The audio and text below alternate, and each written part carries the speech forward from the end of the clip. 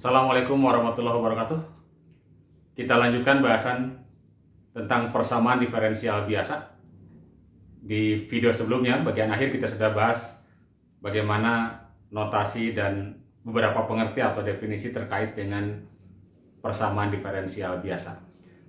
Kali ini kita akan melihat bagaimana cara memecahkan persamaan diferensial biasa untuk orde 1. Jadi kita khususkan dulu untuk orde 1. Ada 4 cara untuk memecahkan persamaan diferensial orde pertama.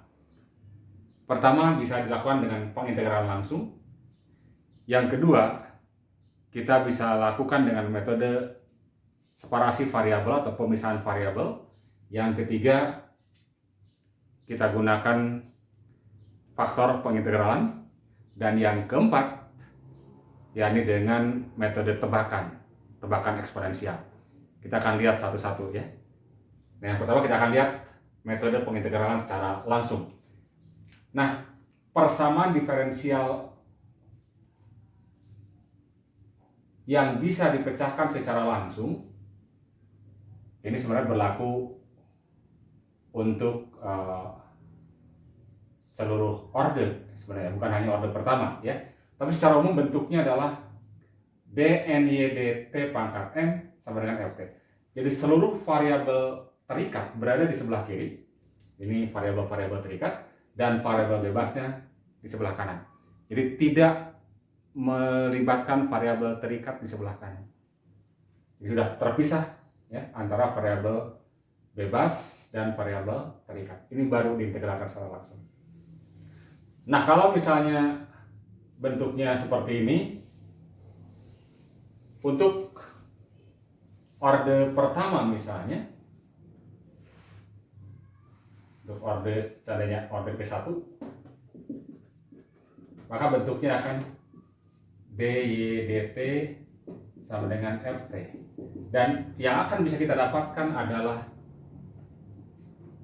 Y sebagai fungsi T.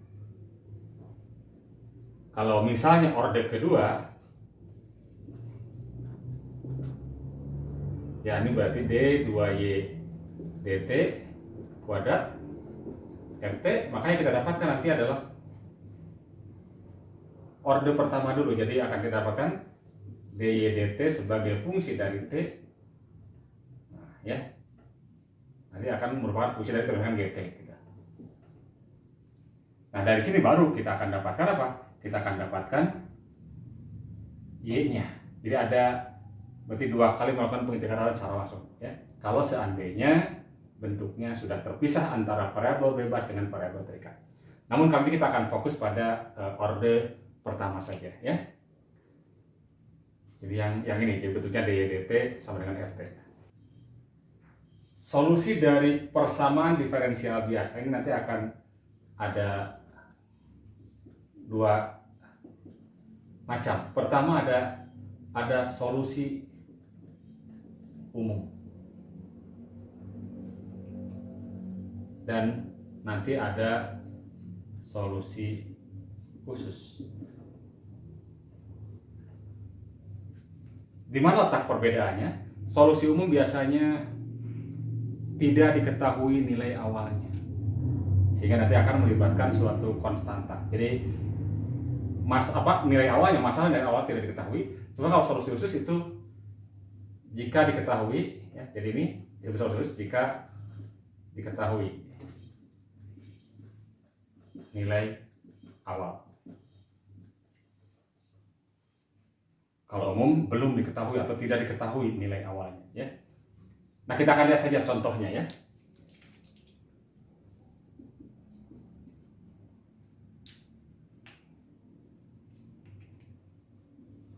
Misalnya diketahui atau tentukan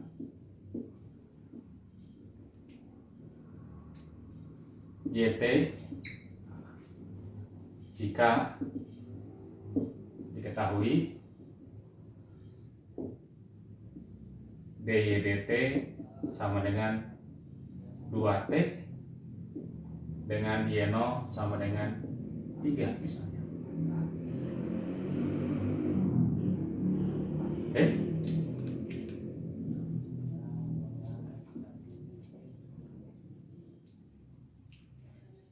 Jadi atau dengan kata lain sebenarnya tentukan solusi dari persamaan diferensial ini dengan diketahui ini. Nah, yang itu ini adalah nilai awal ya. Ini adalah nilai awal. Karena sudah terpisah antara variabel terikat dengan variabel bebas, maka kita bisa lakukan pengintegralan langsung. Maka y sebagai fungsi t itu kita dapatkan dengan cara mengintegralkan dy dt terhadap t. Integralkan ini berarti integral 2t dt. Nah, ini mudah saja integralnya ya. Apa itu? T pangkat 2 ditambah dengan c. Jadi y sama dengan t kuadrat plus c disebut dengan solusi umum. Kenapa? Karena masih melibatkan konstan.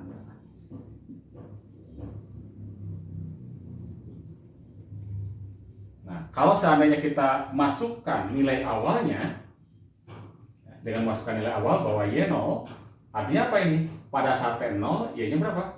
3. Jadi kalau ada y 0 sama dengan 3, artinya masukkan ke sini. Y-nya adalah 3 ketika t-nya sama dengan 0. Berarti 0 ditambah dengan c. Kita akan dapatkan c sama dengan 3. Gitu kan ya? Maka kita akan dapatkan dari sini y-nya menjadi t kuadrat ditambah dengan 3. Inilah solusi khusus. Jadi kalau solusi umum itu c-nya bisa sebarang, berapa saja, tergantung kondisi awal. Kalau contoh kondisi awalnya seperti ini, maka c-nya adalah 3. Kalau kondisi awalnya yang lain, ya c-nya lain lagi. Yang kedua adalah metode pemisahan variabel.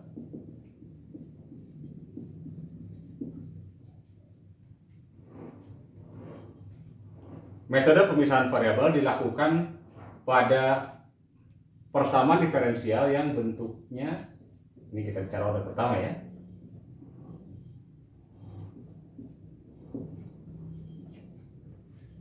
Seperti ini. Jadi ruas kanan masih melibatkan variabel terikat.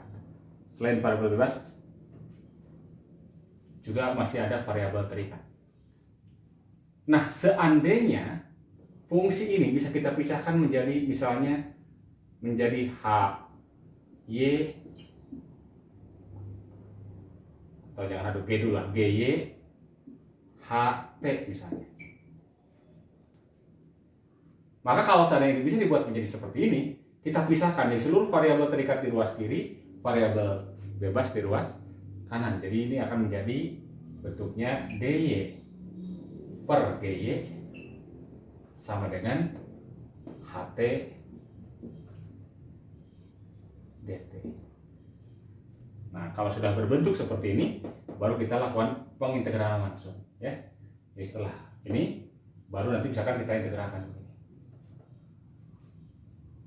Jadi intinya kita pisahkan dulu apa? Kita pisahkan dulu variabel bebas dan variabel terikatnya. Sebagai contoh, ini adalah contoh kedua. Misalkan tentukan solusi PDB berikut.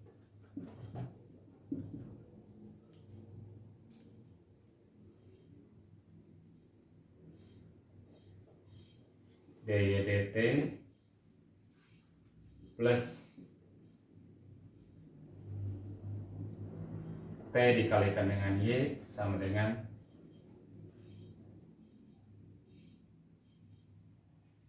nol misalnya. Kemudian diketahui bahwa y nolnya misalnya 1.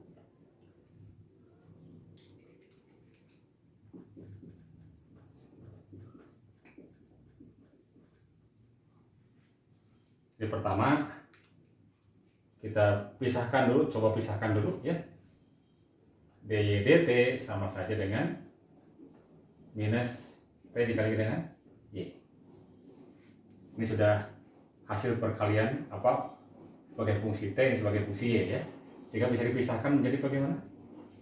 Menjadi dy per y, y-nya pindah sini, sama dengan min t dt. Nah, kalau sudah begini, baru integralkan. Integral dy per y sama dengan, boleh ditulis minus integral t dt. Integral dy per y apa? Ln y.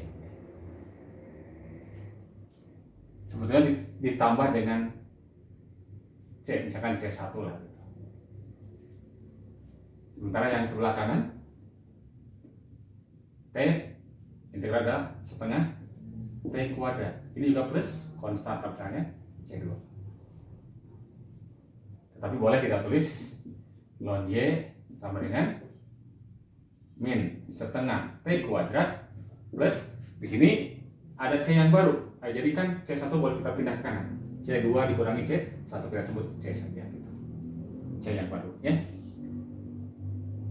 Nah, berapa y? Nah, ingat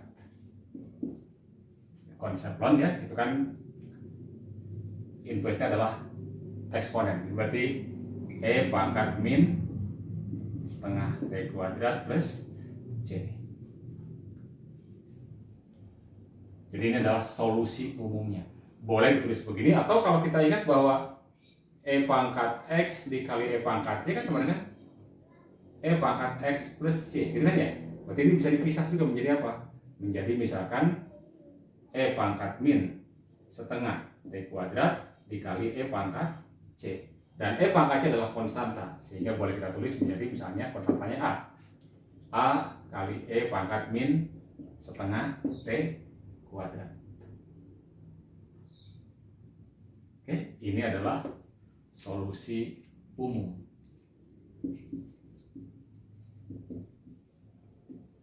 Karena masih melibatkan konstanta A yang harus kita cari tergantung kondisi awal atau nilai awal. Kita sudah tahu nilai awalnya ini.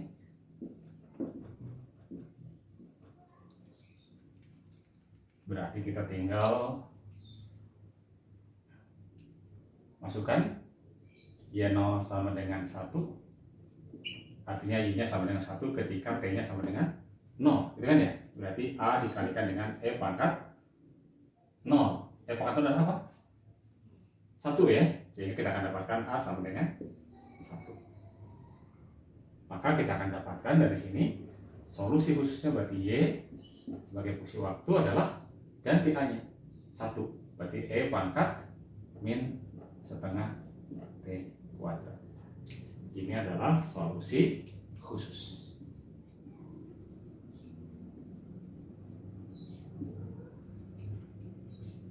Contoh ketiga, misalnya kita punya PDB order pertama seperti ini.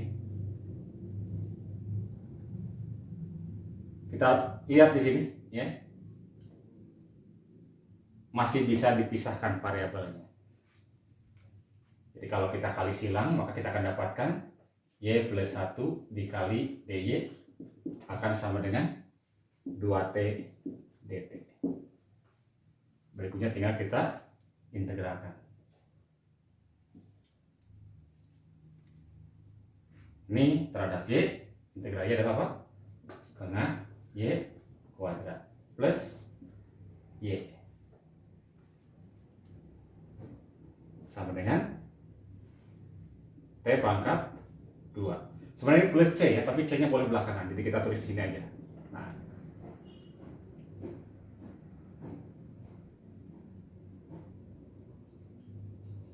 oke. Nah, dalam hal ini kita tidak bisa menyatakan secara eksplisit y sebagai fungsi t. Karena di sini melibatkan apa? Y kuadrat. Jadi ini nanti fungsinya merupakan fungsi yang implisit ya. Ini adalah solusi umum.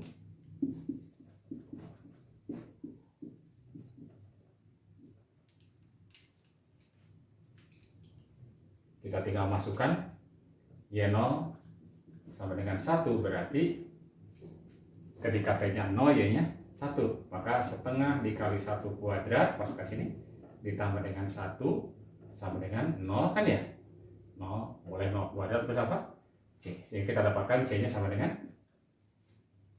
1 tambah setengah 3/2 ya. Maka diperoleh dari sini persamaannya menjadi setengah Y kuadrat ditambah dengan Y sama dengan T kuadrat ditambah dengan 3/2 C nya kan ya. Atau boleh kalau misalkan kita mau kalikan 2 nggak masalah, berarti Y kuadrat plus 2Y sama dengan 2T kuadrat plus 3. Ini adalah solusi untuk Y nya, solusi khusus ya. Namun dalam hal ini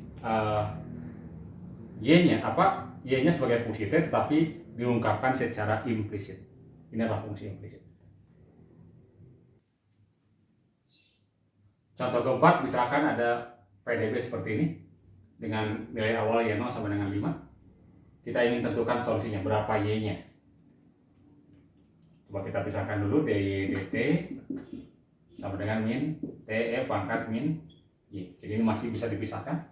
Pisahkan berarti dy per E pangkat min Y sama dengan minus T dt, gitu kan ya. Nah ini E pangkat min Y boleh kita pindahkan ke atas, jadi E pangkat Y dy sama dengan min T dt. Kita integralkan, integralkan. Berarti apa integral E pangkat Y? E pangkat Y plus C, tapi C nya nanti belakangan saja, di sini aja. Berarti ini apa? Min setengah T kuadrat plus C. Berapa Y nya? Nah, untuk mendapatkan Y nya kita lonkan ya. Maka ln E pangkat Y sama dengan ln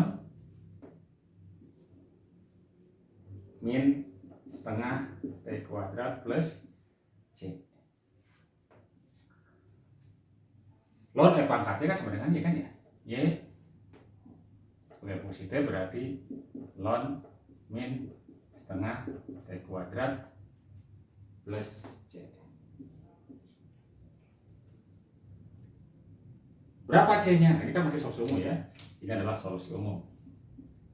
Solusi umum. Kita akan dapatkan solusi khususnya dengan cara memasukkan Y0 sama dengan 5. Jadi kalau kita masukkan Y0 sama dengan 5, ini artinya pada saat Y-nya 5 atau T-nya 0, berarti ln C, gitu kan ya. Masuk ke sini kan, kalau masukkan T-nya 0, ini kan 0. Jadi ln C sama dengan 5. Atau C apa? Kalau ln C sama dengan 5, berarti C-nya adalah E pangkat 5. Ya. Sehingga kita dapatkan solusi khususnya adalah Y sama dengan ln min setengah T kuadrat plus E pangkat 5. Ini adalah solusi khusus.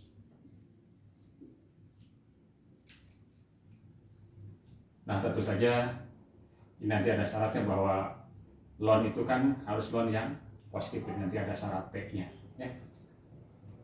Baik. Sampai di sini saja dahulu. Terima kasih. Assalamualaikum warahmatullahi wabarakatuh.